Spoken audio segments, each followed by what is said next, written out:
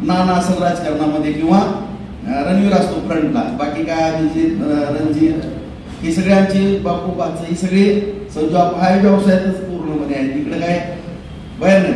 परंतु नानाला किंवा आता नानाला काय जरा थोडं हे झालं, पण रणवीरला जास्त करून टार्गेट करण्याचा या ठिकाणी प्रयत्न केला जातो.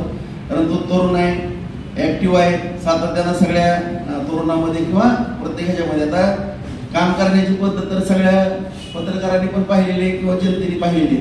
त्यामुळे या ठिकाणी किती जरी तुम्ही बदनाम करण्याचा रणवीरला किंवा आम्हाला प्रयत्न केला तरी तो यशस्वी आम्ही गुण देणार नाही. आम्ही आपल्या सावध पवित्र्यामध्ये आहेत. पण निश्चितपणाने एवढं मी सांगतो, ज्या गाड्या जाळल्या गेलेल्या त्या गाड्या कशा पद्धतीने जाळल्या गेल्या ह्याचा आम्ही पण शोध घेतोय.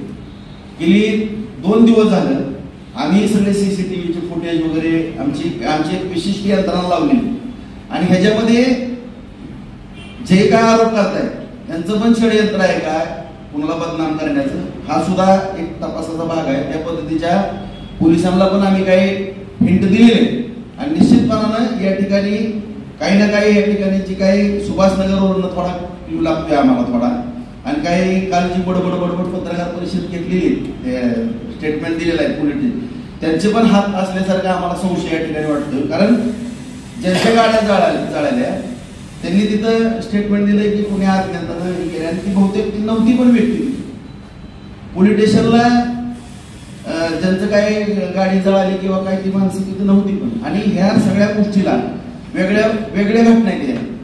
ह्या जो प्रकार आहे सगळा ह्याच्यामध्ये आता मला कोणाच्या कुटुंबाची बदनामी करायची नाही किंवा कोण काय नाही, आणि वेळ प्रसंग आल्यानंतर मला त्या गोष्टी थोड्या पुढे आणावं लागणार आहे की कशामुळे घडायला लागले किंवा कोणाचे कुठल्या कशामध्ये हात आहेत, या सगळ्या गोष्टी मला बाहेर आणावं लागल्यात. आणि जी विनाकारण रणवीर बद्दल जी काही जनसी काही निर्माण झालेले काही XYZ स्वप्न बघतात पुढं काय आता नगरपालिकेला उभं राहायचं काय बघायचं, ती निवडणुकीत सांगू कसं असतं कसं नाही ती